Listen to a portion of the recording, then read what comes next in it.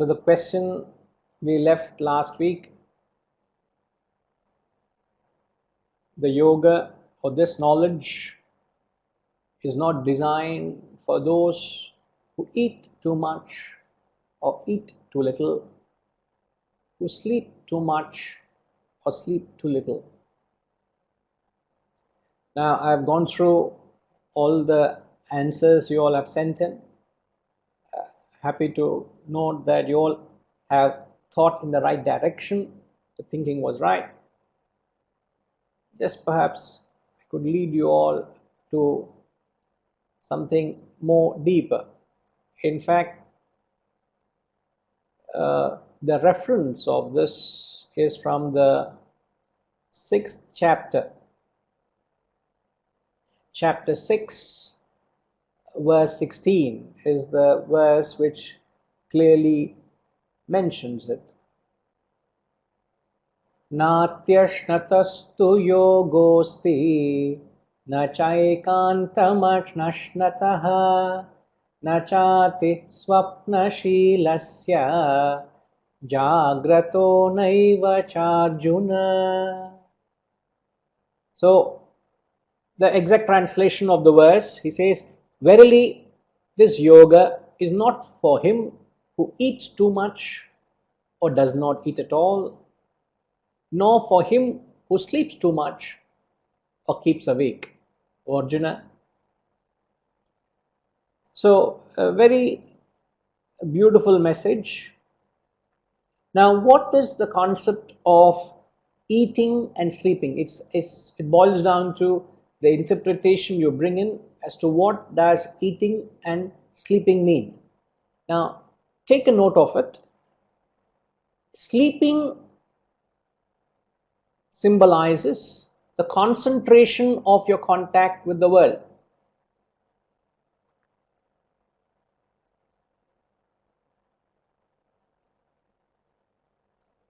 So eating symbolizes the concentration of your contact, and sleeping symbolizes the duration of your contact.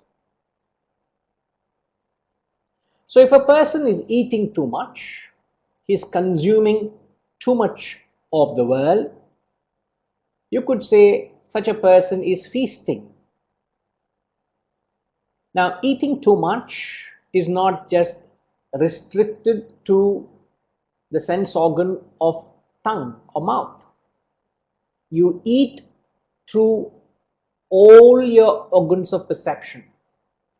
You eat sight through the eyes, you hear sound through the ears, smell through the nose, taste through tongue, and touch through skin. So you receive the world not just from one sense organ, but all the 5 sense organs.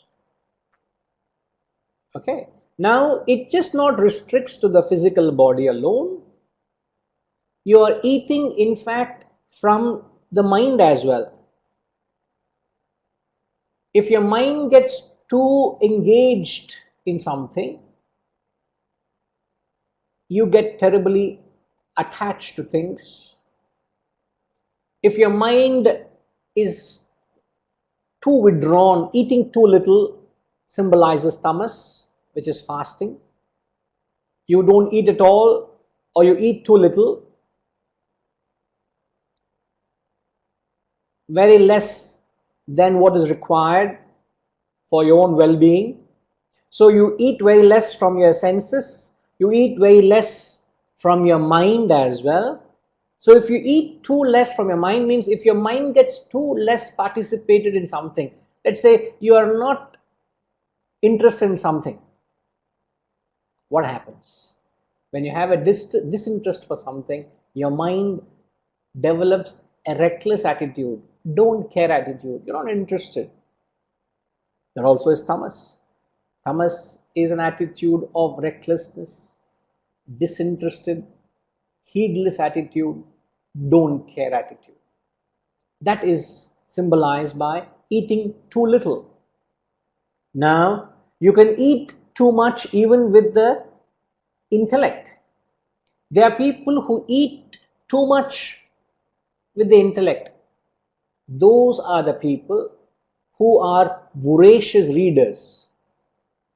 They read volumes of literature, they devour books after books, even spiritual books.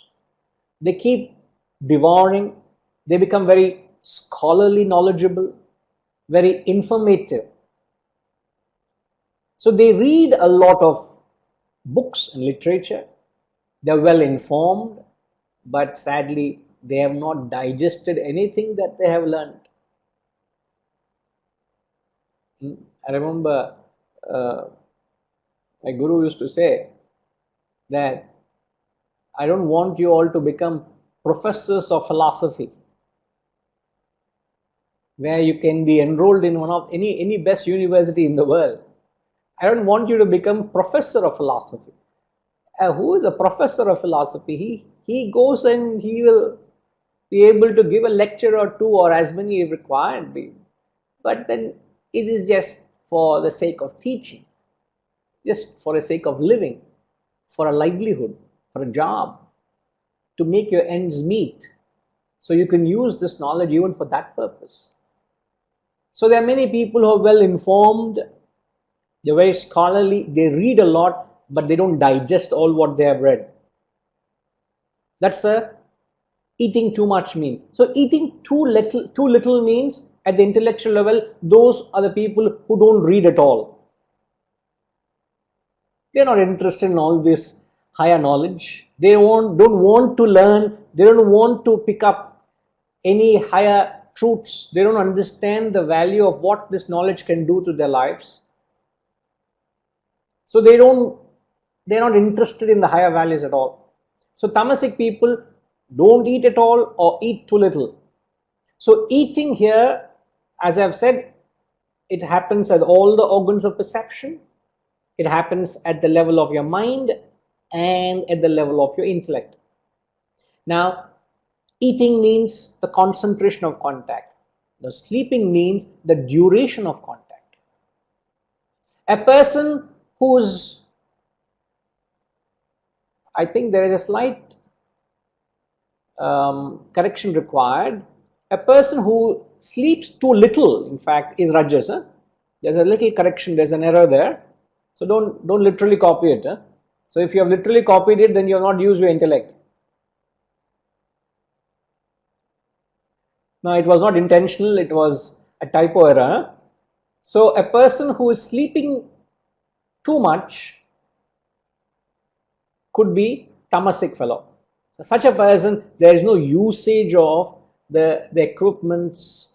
He doesn't use the physical body or the mind or the intellect for his own interaction with the world, for his own betterment. He doesn't, he completely bindas attitude, I would say, not bothered. So, and sleeping too little refers to a rajasic person. A rajasic person, if you sleep too little, what would happen? You are consumed with worries and anxiety. You're consumed with excitement, you're consumed with agitation, consumed with attachment. It bothers you. So,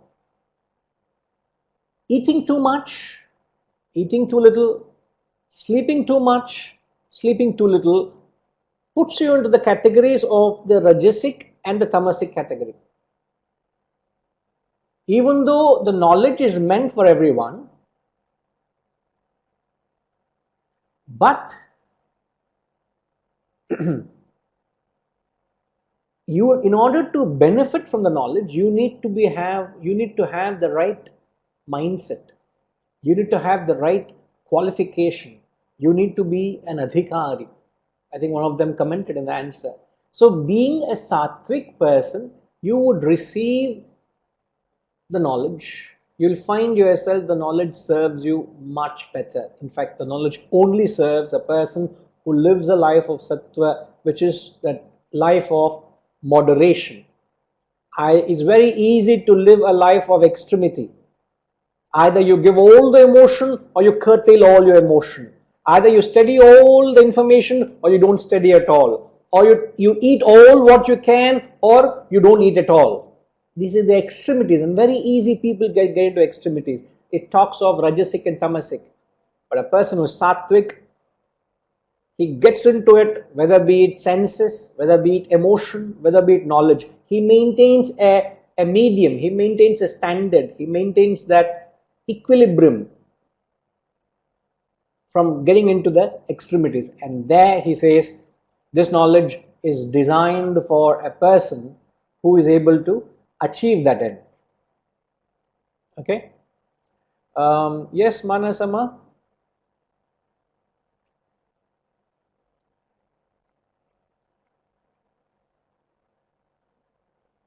You have raised your hand. Is there any clarification?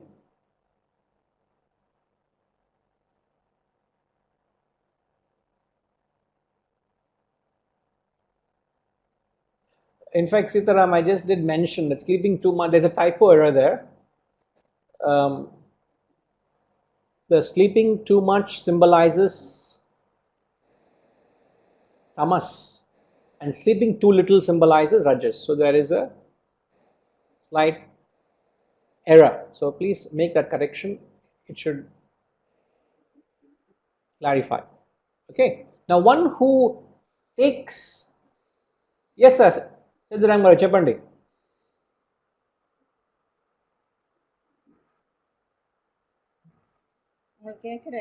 Sir, Satvik kindly repeats. Satvik? About Satvik we missed. In the end you told about Satvik, we missed it. Kindly repeat.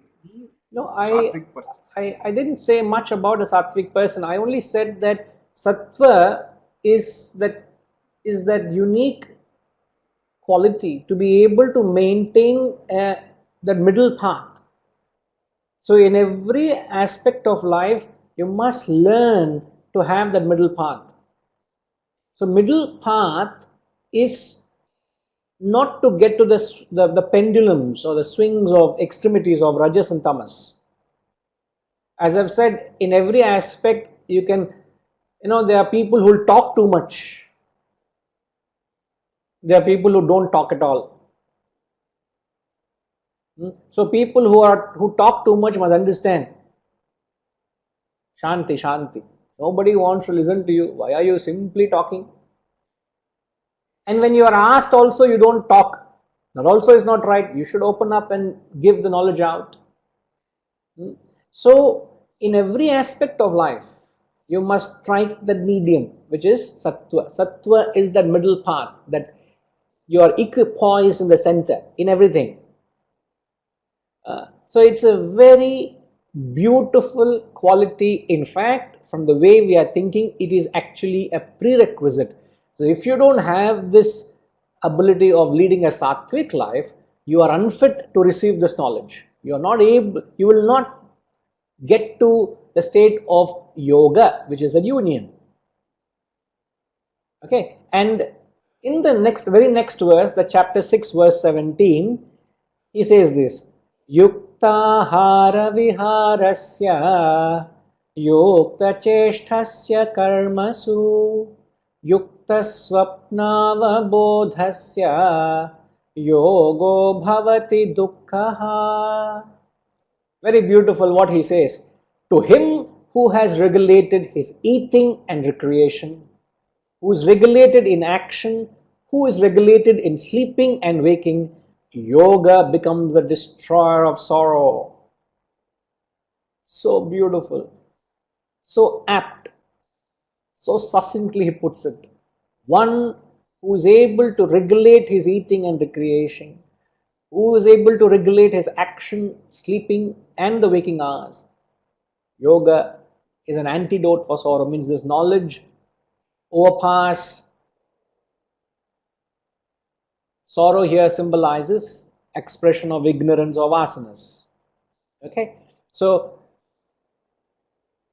even though you all could think along, but the objective of giving that question to you all was to engage you all to think. All right.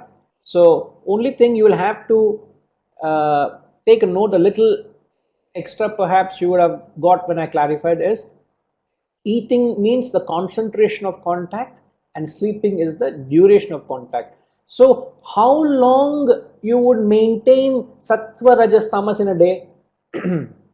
So how many hours you should be sattvic, how many hours you must be rajasic, how many hours you must be tamasic also is very important.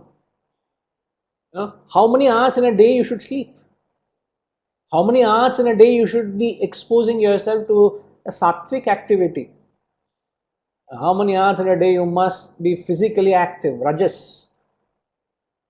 That you got to, in the 24 hours you got to find that proportion.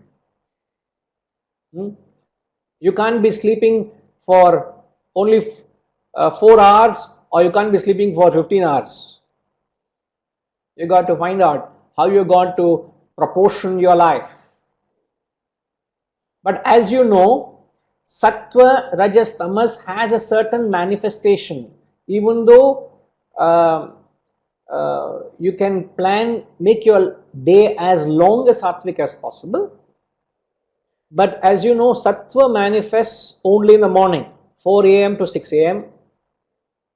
Then rajas manifests from 6 a.m. to 6 p.m. and tamas manifests from 6 p.m. to 4 a.m. 4 a.m. to 6 a.m., 6 a.m. to 6 p.m. and 6 p.m. to 4 a.m. Sattva, rajas, tamas respectively. So one needs to do a lot even before you plunge into the spiritual study. So the prerequisites are very, very demanding for a sadhak. It's not easy to be a spiritual practitioner, please. You got to have a lot of these qualities well in tune.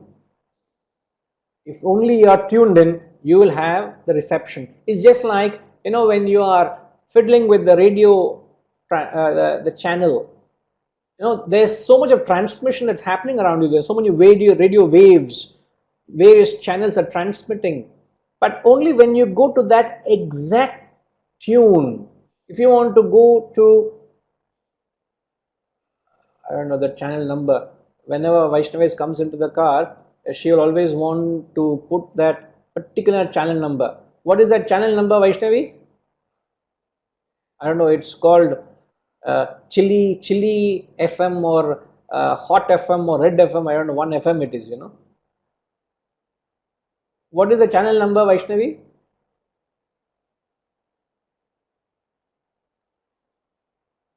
Sitaram seems to be very attuned to Vaishnavi. Mirchi. Mirchi. Is it 95? Okay. So you have to go to exactly 95 if you want little masala in your life. Then everyone will be dancing in the car.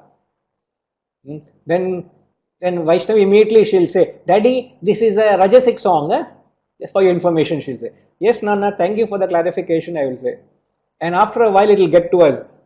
How long to listen to the Rajasic song, And then we need little Shanti in the car. Then we'll say, Vaishnavi, come on, please be accommodative. Others also in the car. We also want to listen to some nice music. And then after she gives permission, then we'll switch to some. Other day I was singing, I was reminded of this song, and we Googled and we were singing, Vijay and we were singing. Diya jalao, diya jalao, diya jalao, jagmag jagmag, diya jalao, diya jalao. That's all. The whole song is diya jalao, and so nice when you. I was so enamored. I was so excited when I was listening to the song. So, what kind of a music you have an appreciation for? I don't know which year was it. Saigal, huh? Yeah, it is Saigal song, correct. Maybe 1930s, 1940s, is it? 40s, 50s? Now, I have an appreciation for that kind of a song. Now, it is your sattva that gives you an inclination towards a particular music, the kind of food. You wouldn't want to eat too spicy. Rajasic, too spicy. Food is Rajasic. No taste at all, completely bland, Tamasic. So those people who have a taste for hot, spicy food, watch out. Lord Krishna says you are not right temperament for spiritual path. That for that sake, don't, by stopping spicy food, you don't become sattvic.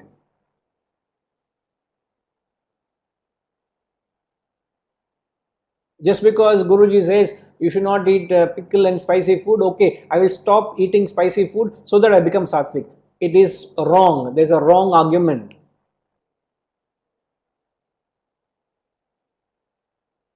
Rajima, can you please clarify what is wrong in that statement, ma? By stop eating spicy food, one does not become sattvic. Can you please clarify?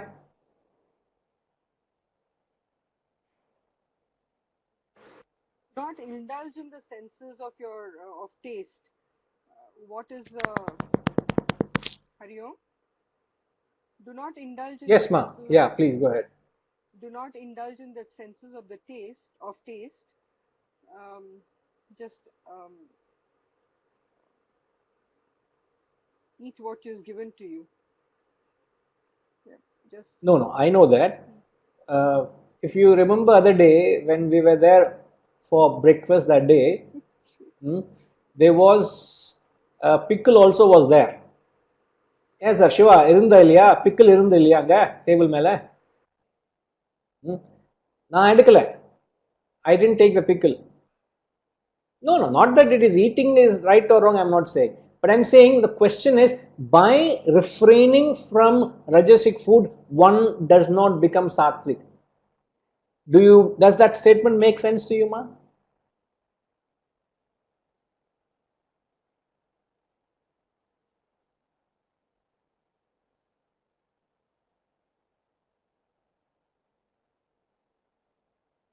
Okay, take a note of this question for your own further thought. By refraining from rajasic food, one does not become sattvic. Explain. I repeat the question. By refraining from rajasic food, one does not become sattvic. Explain that statement. It's a correct statement. There's nothing wrong with that statement. Because when he says eating too much, which is too spicy, you can't eat too spicy food, rajasic. So you stop eating. By stop eating, you don't become sattvic. Explain. Very, very thought-provoking observation. So think about it. It's not necessarily. It's very easy for me to give the answer, but let's go through this exercise of intellectual exercise. Okay. Let me take a couple of clarifications. Okay. Sitaramji is saying if sleeping is akin to duration of contact with the world, then tamasic sleeping too much means long duration of contact with the world. Isn't that rajasic? Yes, sir. I think I've clarified this. There is a little mix up in the presentation in the PowerPoint. So you're right in the observation. A person who sleeps too much is tamas and sleeps too little is rajas. Okay. And then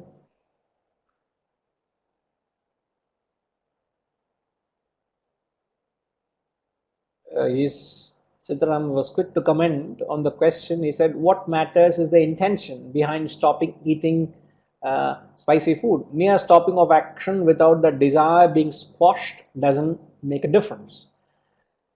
You're right. You're absolutely right. But I would not go any further in commenting because it's a question to ponder. All right. So take a note of the verse, chapter 6, verse 16. Chapter 6 verse 17 was the reference for your further study. All right. So let's come back to the text. We will chant verse 25. Okay. Daivameva pare yajñam yoginah paryupasate brahmagnavapare yajñam यज्ञेनैवोपजुह्वति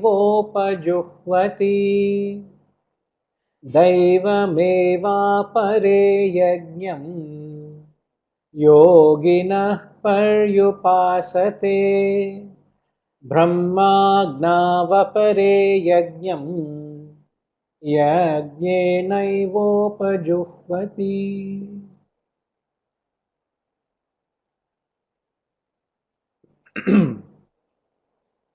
Now, as I've said, verses 25 to 30 is talking about the 12 yajnas. The 12 yajnas. So here he talks about the first two yajnas. The translation of the verse, some yogis perform sacrifice to the gods, while others perform sacrifice by offering sacrifice itself in the fire of Brahman.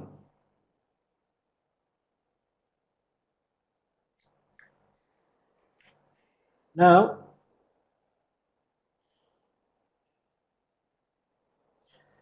we learned in the 24th verse, the purpose of a yajna is to convert every action, perception, emotion and thought. Convert these into worship. When your thoughts, emotions and perceptions are confined to the world, they become worldly. Such actions bind you. You develop an attachment to them. You are bound. But when these perceptions, emotions and thoughts, when they are converted into a worship through the process of yajna, so yajna is a means of converting your perception, emotion and thought into worship, and when you do that, such actions are elevating, liberating. Now this is the thumb rule. You must understand how yajna plays a role. Yajna is that which converts your action into worship. If you don't live a life of yajna, your actions are non-yajnic.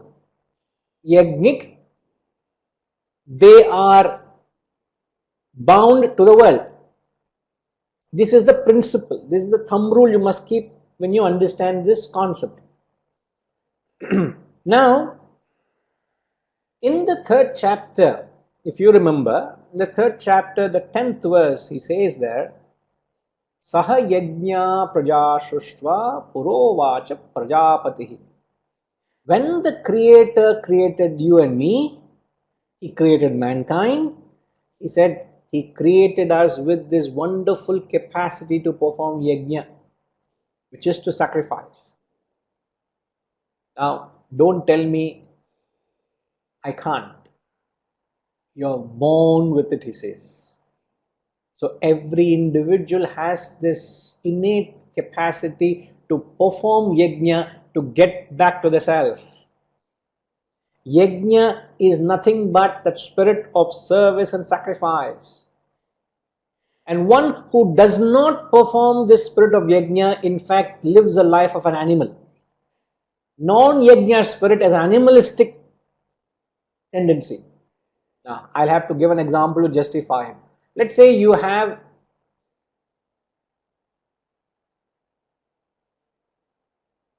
a pet. You have a few dogs with you. In fact, a family of dogs.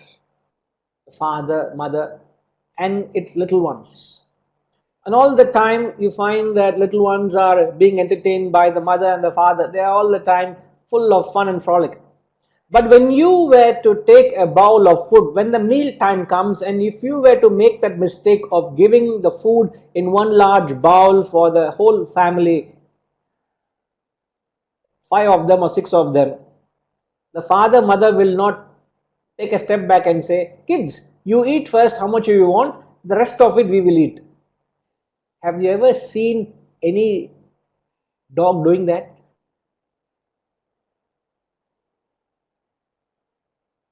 That spirit of sacrifice, it doesn't exist in animal. The mother will not allow the kid to eat. It will want to have its bite first. There is no spirit of sacrifice in an animal. Even in the cat kingdom, you see, the wild cats, even the tigers, or any of these wild tigers or wild cats rather, it doesn't exist.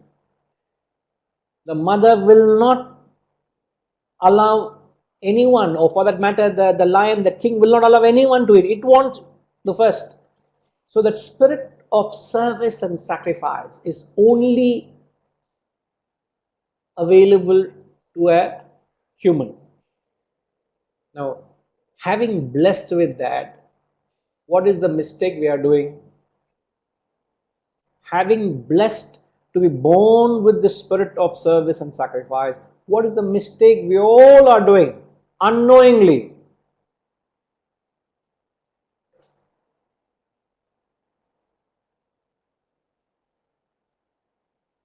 Now, I was thinking almost to give this another question to you all, but no. But what is the mistake we all are doing? Having blessed with this quality of that service and sacrifice, what is the error? What's the mistake we are doing?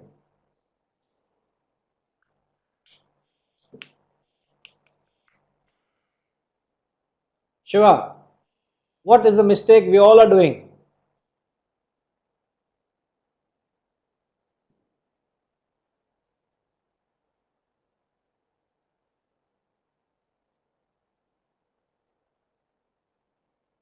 Consuming more than we produce,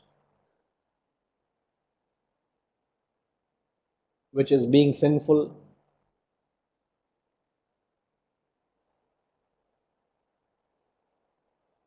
We are being very selfish. We are living animalistic. Yeah.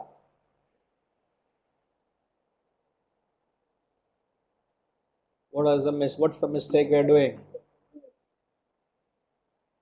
Yeah, Shiva, you can speak.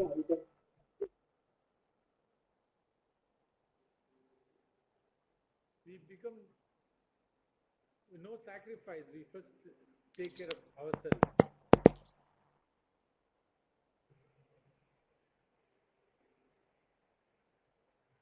You have that quality of sacrifice, but what are you doing with that quality?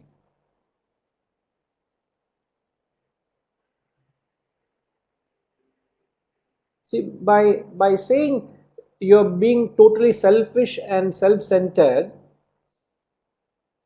you're not expressing that quality itself. But I'm saying you are expressing that quality of sacrifice. But what is the mistake we are doing to that quality of sacrifice?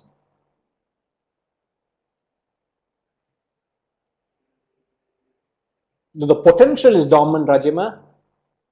There is a potential. In fact, Rajamani Garu is very aptly said, are we not pampering our children? Very much, sir. You've got the answer. Saraswati Ma also is confirmed, yeah, confirming to our own family. So what you are doing is that spirit of service and sacrifice, you are just limiting to your kith and kin. That's all, your own family circle. You have drawn a boundary around your home and you say, I and my, that's all. I will do anything for the sake of my family, but nothing beyond it. I am not interested in anybody's well-being. I don't care. I'm not interested. That kind of an attitude you carry, which is sacrilegious, which is anti-spirituality. This is anti-yajna, non-yajna. So you have that quality of service, but you're just limiting it to your own near and dear. There's a beautiful saying, your home should be the center, not the boundary of your love. You learn to love to your kith and kin. You have love to your children, to your parents, to your spouse, to near and dear. Your home, no doubt, gives you that opportunity to express this pure love, this pure feeling. But it should not be the boundary of your love. It should be the center. Now we have built a China wall around the family. You can't see anybody beyond them. So sad. What a pity. What a pity.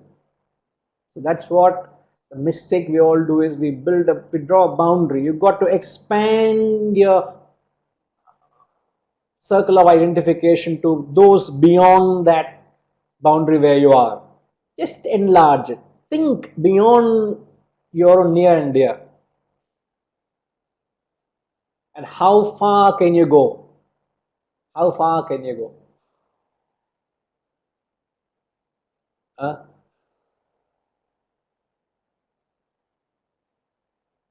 So, yajna is the means of converting your action into worship.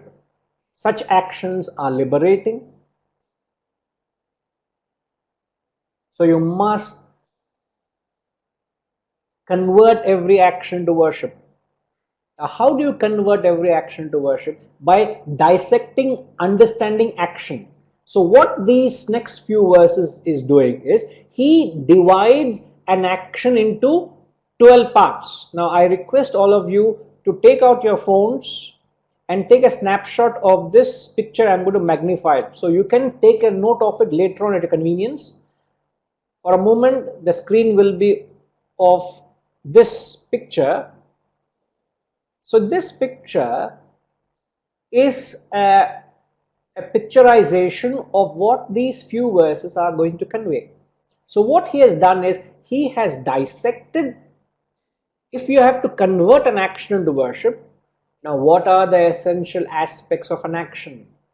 Every action, or any action for that matter, can be divided into 12 parts. So he has divided them into 12 aspects, 12 facets, 12 parts. Okay? I hope you have captured it. Okay? So each action is divided into 12 parts. Now, these 12 parts are classified under the 3 categories. Okay, take a snapshot of this as well. So that an action has got 3 facets: the receipt of stimuli, reaction with the mind and intellect, and response. So the 3 aspects of action are receipt, reaction, response. So under the receipt, the first 3 yajnas, 1, 2 and 3, talk of receipt. So how you can convert your receipt of stimuli into worship? It's one of the most outstanding concepts. I tell you, it is too subtle. I did tell you all to be little more prepared, a little more receptive, a little more alert, because this is one of the most beautiful and rarest of concepts. So the whole concept of yajna is very, very subtle. So the verses 1, 2 and 3 talk of how to convert receipt into worship. 4 and 5, how to convert your reaction into worship. 6 to 12, how to convert your responses into worship. Outstanding, outstanding. So these 12 are divided into these 3 facets: receipt, reaction, response.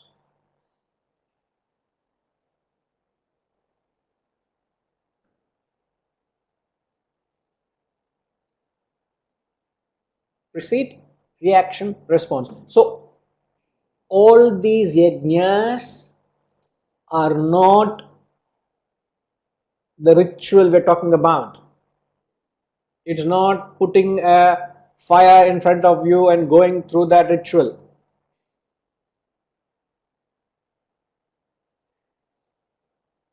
Okay.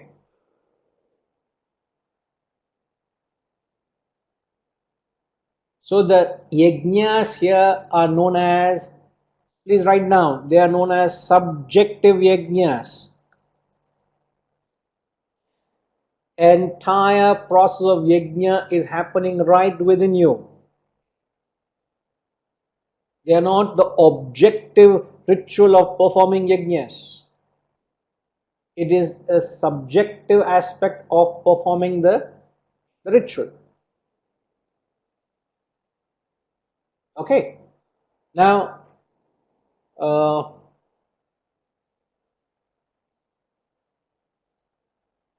I'm just giving all the information. Take a snapshot of it, and perhaps we could,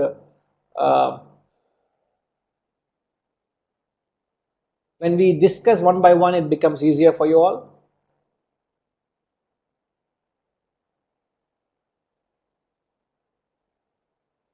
Oops. Happening.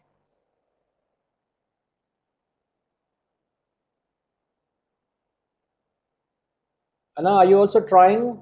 Can you? This guy is stuck now.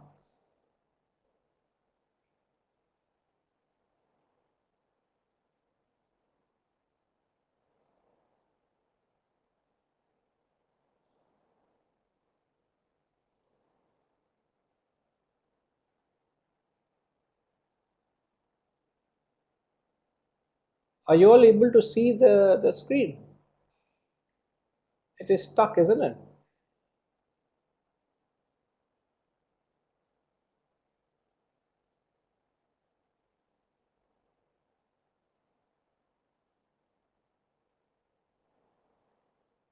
Okay.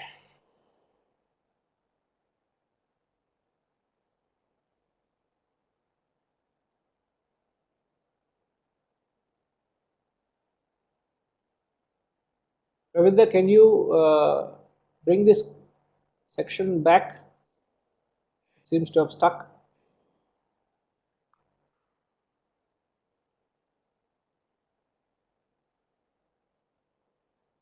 You all can hear me though, isn't it? Okay.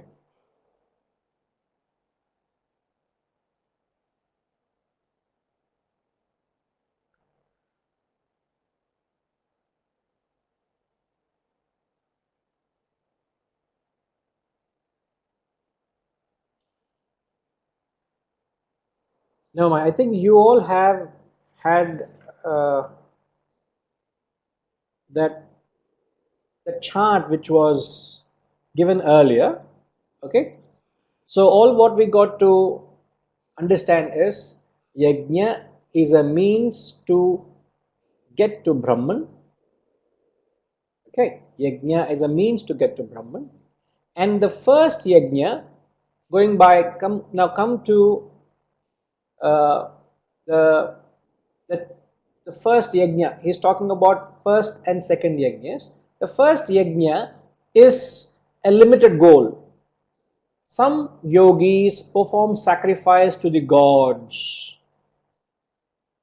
So in any yajna, there are two aspects, two fundamental aspects of any yajna is what is offered vis-a-vis what is kindled.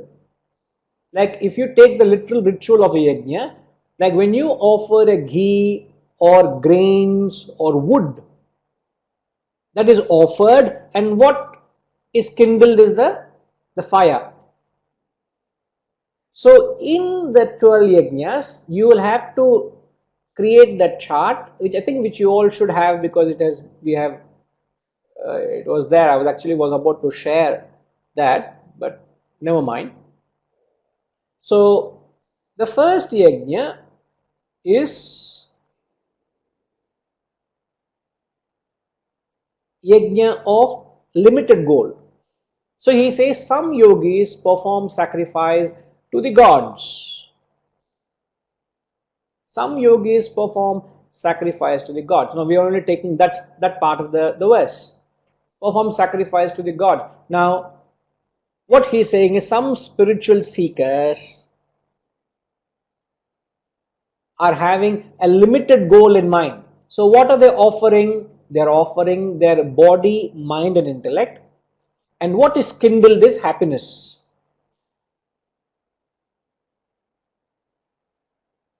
Are you all with me? Are you all following? So the limited goal is you sacrifice your physical body, your mind and intellect.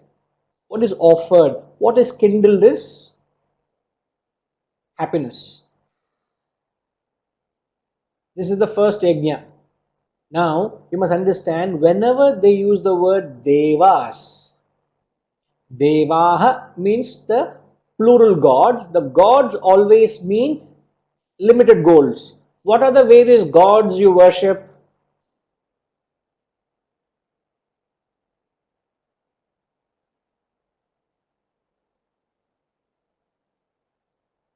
Vedraman sir, when you worship goddess Lakshmi, what does it mean?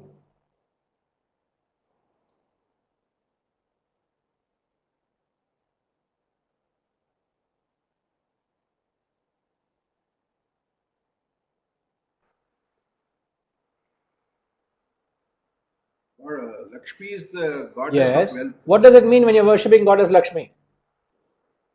She is also. I am expressing gratitude to Lakshmi. Okay. Now, can you explain in the concept of yajna?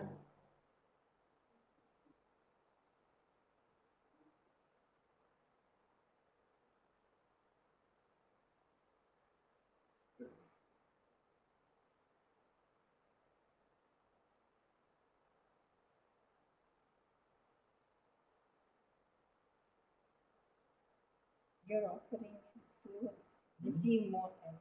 Huh? In the see, the first yajna is you worship the gods. That's what he says. Limited goal, which is the deva, which is the gods. So when you worship Lakshmi, Limited you know, goal sir, means we want more and more.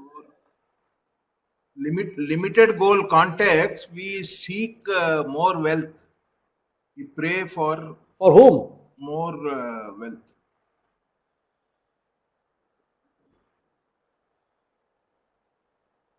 Limited goal Sir, is for us. the fundamental principle of yajna is you are not selfish.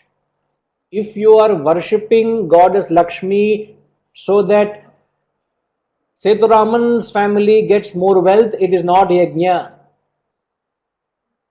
You don't even fit into the category of yajna.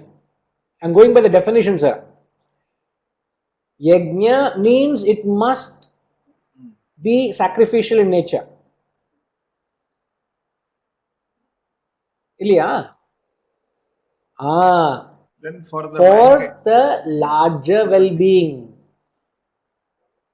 So when you worship goddess, when does it become a goddess? It becomes a divinity, isn't it? When you're divinizing wealth, means what? There is no selfishness in it, isn't it? But you are not seeking absolute realization, but you are having a limited goal. But remember, the definition of a goal means it has to be beyond your own selfish interest. That is the definition of a goal. So even when you have a limited goal, your goal is, I want all my employees to be benefited. Hmm? Your goal is you want to empower other people so that they become self-sufficient. You want to give out your knowledge so that they become self-sufficient. You're not keeping your knowledge for yourself. You want to share this knowledge for others' well-being. You worship goddess Saraswati, goddess of knowledge. Why does one worship Lord Hanumanji? You want power. You want power for what? For your own benefit or for destroying negativity? So why do you worship? Okay, Rajima, why do you worship Lord Hanuman? Or maybe I should ask Tata. Tata, why do you worship Lord Hanuman? The apt person, I can't think of anybody else could answer this than Tata.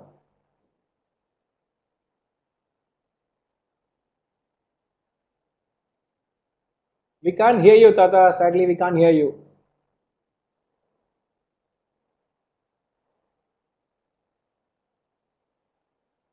Yes. Yeah. Okay. I'm afraid. Yes. Yes. Yeah.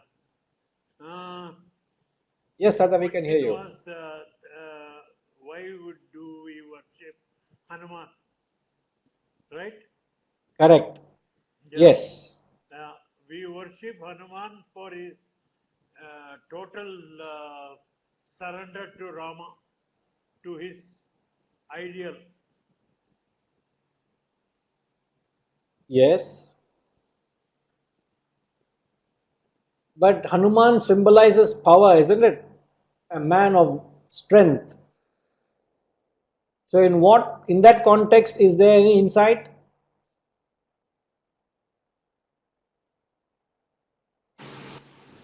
Yes, he was able to burn down Lanka and bring back Sita for his master.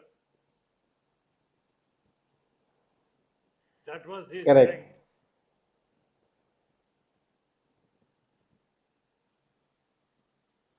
Yes. Yes, Rajima, any further input?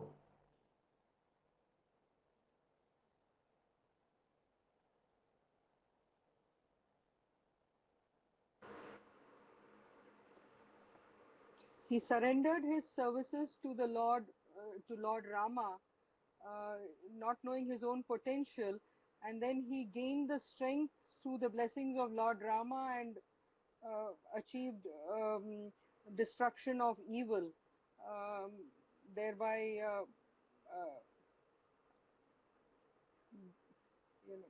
attaining liberation ultimately. Yeah. So, in that spirit, we worship all these various gods and goddesses with the only objective of uplifting your own development, crushing your own selfishness.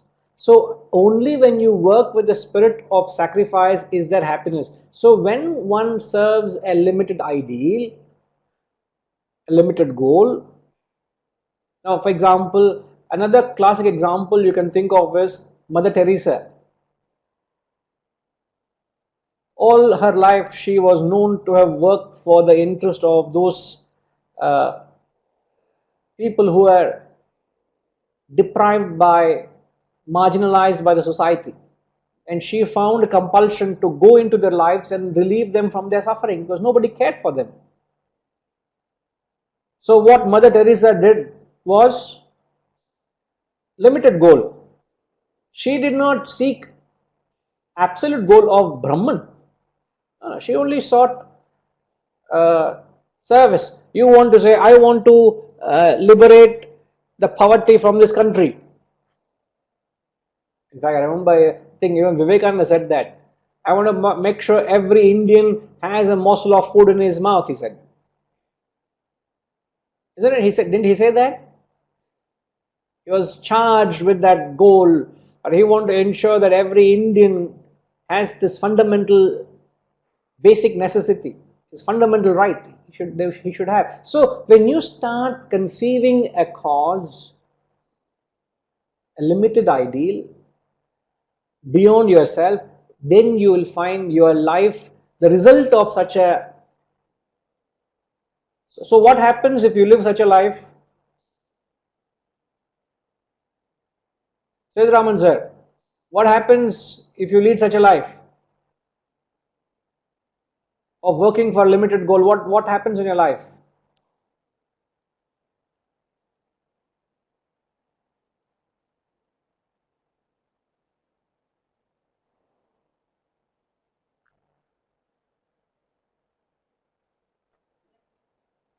I get elevated. Get elevated. Yes. What else happens? What you offered is you offered your physical body, your mind, intellect. All your personality you have sacrificed for the well-being of your organization or your country or your community or humanity, what's the result of that? You will be reveling will in bring peace happiness. and bliss and happiness. So very fulfilling, correct, very Fulfilling satisfying. and But so on the satisfying. contrary, when one does not lead a life of sacrifice, the thing is, you will never find yourself peaceful, happy and contented. You can never be peaceful, you can never be happy. So the first ideal is limited goal.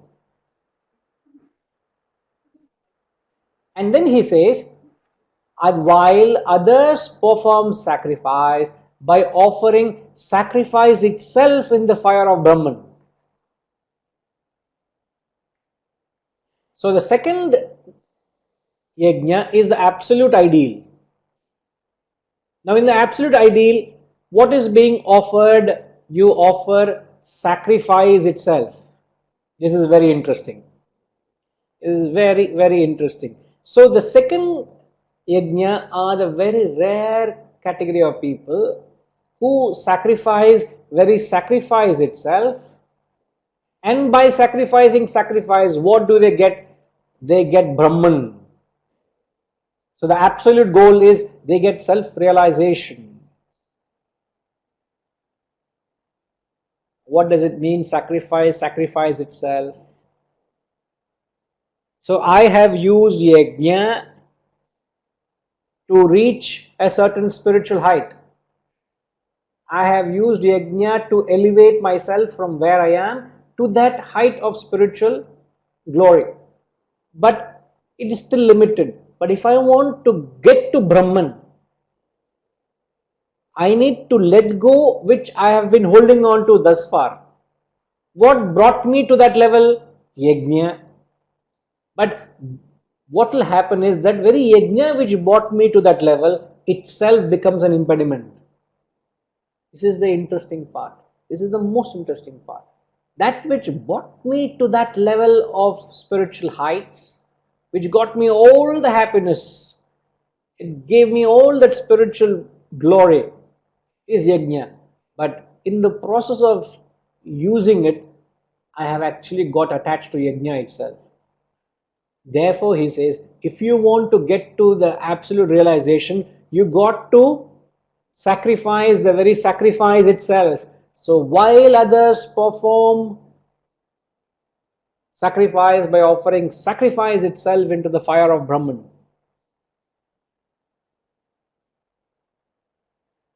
Now I'll give an example. I'll give an example and leave it with it. Perhaps I will want to come back and catch you all fresh, and I will go through it in detail. Now, I'm sure you all understand the Olympic sport, pole vaulting. You all know what pole vaulting is? Now, pole vaulting is a sport where a bar is kept at a height of, let's say, 4.5 to 5 meters, and it's practically impossible to cross that bar or the height without a pole. So a pole vaulter uses the pole, as you know. To use the pole, he runs towards the bar, great speed. At last moment, he pegs that pole into the hole. He heaves himself from the ground up to that point of the bar, and very, very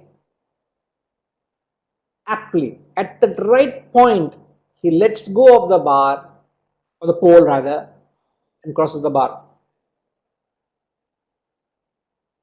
This is the sport. Now what you must understand is, the pole vaulter cannot cross the bar without the pole. Which you understand, yes sir, how can it be humanly possible to jump a height of 4 meters plus? Now, what is more interesting is, you cannot cross the bar with the pole as well. You can't carry the pole along with you to the other side because you'll dislodge the bar. So the pole vaulter cannot cross the bar with the pole, cannot cross the bar without the pole. Now here the pole is, what is the pole? The pole is yajna. You got to use the yajna just like a pole vaulter diligently uses the pole to lift himself from the ground to the verge of crossing the bar. Similarly, you got to use the yajna to pull you out from the worldly selfishness, attachments, ego and egocentric desires. You got to use the yajna to lift you from where you are, elevate you, become lighter, get rid of your selfishness, your ego, your attachments and arrogance. All that you start shedding away, you start becoming lighter, you start elevating yourself from the ground right up to that point. If the bar is that which is other side of the bar is realization, crossing the bar is realization, so it gets you to that point, to that height. But at that point the sadhak must know that I must let go of this sacrifice. You can't hold on to this sacrifice because it brought you so close to realization, you will get stuck to it. So you've got to let go of that. So when he let goes of that, he crosses the bar. When he let goes of sacrifice, he gets to self-realization. So the second yajna is sacrificing, very sacrifice itself. And when you do that, you get to realization. Now please don't start with sacrifice now. Now the sacrifice is very dear to us. Now only you sacrifice, that's all. Samapt. Close, chapter close. Now you have to hold on to the sacrifice because this is our life, this is our savior. Yajna is that means which converts our action into worship. So you want to grow spiritually, you must live helplessly, you must be a giver. In fact, Christ said these very beautiful words, blessed are those who have a heart to give. Blessed. You are blessed if you have a natural disposition to give. That's what it means, a heart. There are people who have to be cultured to give. Cultured means you have to cultivate that habit to give. Many people are not givers. They keep accumulating. They keep on hoarding and hoarding and hoarding. They are not givers. But there are people who are natural givers. Natural. In fact, one of the very first few ladies I had met in my life, in fact, Jayaraman knows a very close friend. In fact, she used to come for a short while. She came for the classes. Her name was Malati. Oh my God, she had such a big heart. I had experienced that. She had. I'm saying this was one of the first few people I had met in Hyderabad. Thanks to Jamat, because she is a very close friend. She had introduced her to me. So I remember.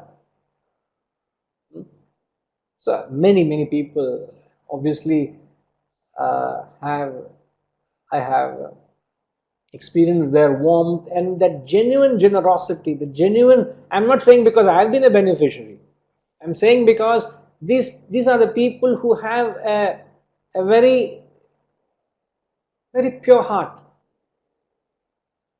So to have that ability to give, blessed are those who have a heart to give. I don't want to single out anyone amongst you all but I know there are lovely people amongst us, very inspiring. When I deal with you all, it is satsang for me, and I love to be in the lovely company of you all because of the nature you all have and which you resonate in everything that you do. Lovely work you all are doing. So, but it's not something, I'm sure you understand the difference of rationalizing it and understanding the importance to give. These are we naturally born with the disposition to give, so you become helpless. You become helpless to give. You can't hold on to it. So you got to have the spirit of sacrifice, and at some point you got to develop the detachment to sacrifice. It's like, it's something parallel to mumukshatva. Mumukshatva is the desire for realization. It is the only transcendental desire. So mumukshatva liberates you from all worldly desires. It frees you, but then ultimately you can get stuck to the very desire for liberation, isn't it? It's like you're very tired, you want to sleep, you really have such an anxiety to sleep. The very anxiety to sleep keeps you awake. You can't sleep at all. You're tossing in the bed because you're anxious to sleep. And you never know when you actually slept, because when that anxiety drops, that's when you slept, and you wouldn't know when that happened. And that's what actually the beautiful episode of Lord Buddha, I'm sure I have narrated it earlier in the past, but the picture of Lord Buddha sleeping on his side has been mortalized. The sleeping Buddha, as many call it, and it is there all over the world. Many places, temples you find, or Buddhist monasteries rather, you find Buddhist temples, you find Lord Buddha in a sleeping posture. Not, you find many even in that famous meditative pose. But why has been Buddha immortalized in a sleeping pose? The story goes, Buddha, before he became the great enlightened Buddha, he, as a sadhak, he did extraordinary effort. He put so much effort. All of us put together could go nowhere near what he strived for. And then that experience of realization was eluding him. So he had a few students who were with him. He called all of them one day and said, "Man, I have done so much effort and I have not got to the goal of realization. I am very touched by your sincerity and eagerness. Believe me, there is nothing called as realization. I don't want to waste your time. I feel very bad that I am not going to help you because I am myself not attained it. Why are you wasting your time?" So he said, "Pack your bags. I am closing this institution. Pack your bags and get out," he said. "I would not want to see you, any one of you, later in the evening." So he gave a warning to them and said, "Pack up bags and go." And having given a clear instruction, thereafter he goes and sits under a tree, and then he, so exhausted, so tired, he just relaxes with an intention to just catch some sleep. And the moment he gets into that posture, he has actually given up that very thought of desiring, of realization. The very thought or desire to realize, he actually had given up. And the fact that he sacrificed the very desire to realize, he attained liberation, not while he was meditating, but when he went to sleep, almost. All that effort of meditating he didn't realize, but when he was in that posture, when he was resting, at that moment he realized. That is what is conveyed here. You got to sacrifice itself. But you don't do that in the beginning, you do that at the very end. That very desire for realization brought him to that stage, but at that last stage he had to let go of it. And having let go of it, he realized. Okay? And I will leave you all with this. And because of this part of the screen froze, I not purview to what comments you all have posted on the chat box. Can you all view the chat box, or you can, is it?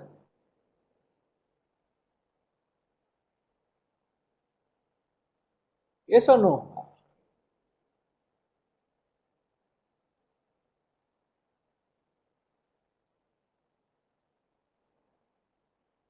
Is it only at my end, or it's the same with you all as well?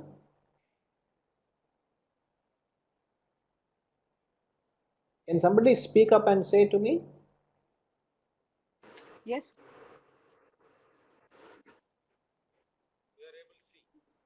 Oh. We can see the chat box. It's Okay, active. okay. Because I was under the Let's go ahead. impression that it's frozen for you all. In fact, what's happening is half of my screen actually is covered with one of the PowerPoint, so I am not able to see the communication. Okay, so I will leave you with this, and we'll come back and quickly go through this section again. All right. Oh yeah, now it appears.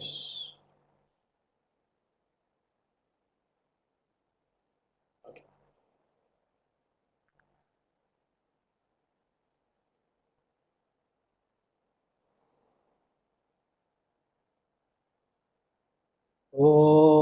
Om Purnamada Purnamidam Purnat Purnamudachyate Purnasya Purnamadaya Purnamevavashishyate. Om Shanti Shanti Shanti. Harihi Om.